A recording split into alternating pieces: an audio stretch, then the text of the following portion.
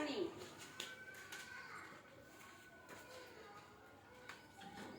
मैं पीछे पीछे बोलना, ठीक है। एक वन में एक लोमड़ी रहती थी। एक वन में एक लोमड़ी रहती थी। और पास में एक सारस भी रहता था।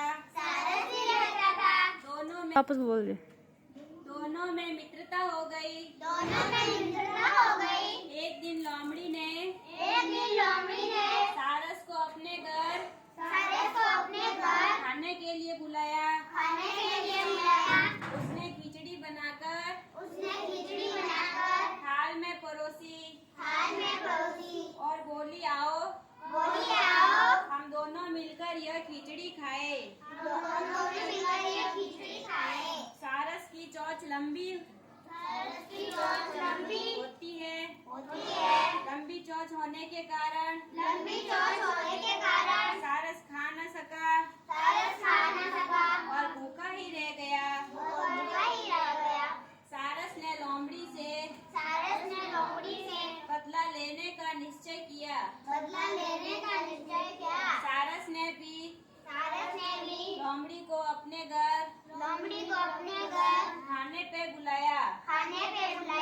खीर के नाम से लोमड़ी बहुत खुश हुई और सारस के घर पहुंच गई।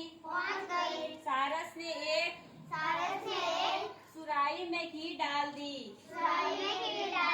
और लोमड़ी से बोला, आओ खीर खा लो। सारस ने लंबे मुंह वाले बर्तन में खीर परोसी। लंबी चोंच होने के कारण सारस ने स्वयं तो खीर खा ली, पर लोमड़ी का मुंह उसमें नहीं पहुंचा।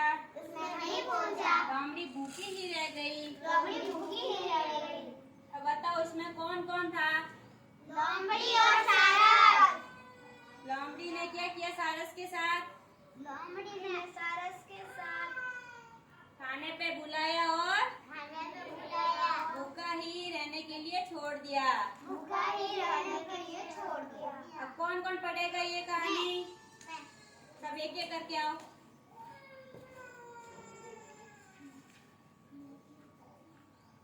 कोई बात नहीं, सबकी बारी आएगी। पढ़ो। एक वन में एक लोमड़ी रहती थी और पास में एक सारस भी रहता था। दोनों में मित्रता हो गई। एक दिन लोमड़ी ने सारस को अपने घर खाने के लिए बुलाया। उसने खिचड़ी बनाकर थाल में परोसी और बोली, आओ हम दोनों मिलकर यह खिचड़ी खाए। सारस की चोंच लंबी होती है। लंबी चोंच होने के कारण सारस खा न सका और भूखा ही रह गया। सारस ने लोमड़ी से बदला लेने का निश्चय किया। सारस ने भी लोमड़ी को अपने घर खीर खाने के लिए बुलाया। खीर के नाम से लोमड़ी बहुत खुश हुई और सारस के घर पहुंच गई। सारस ने एक सुराही में खीर डाल दी और लोमड़ी से बोला, आओ खीर खा ले। सारस ने लंबे मुंह वाले बर्तन में खीर परोसी। लंबी चोंच होने के कारण सारस ने सब तो खीर खा ली, पर लोमड़ी का मुंह उसमें न पहुंचा। लोमड़ी भूखी ही रह गई। चलो सब क्लैप करो। अच्छी कविता पढ़ी। चलो पीता तुम पढ़ो। एक वन में एक लोमड़ी रहती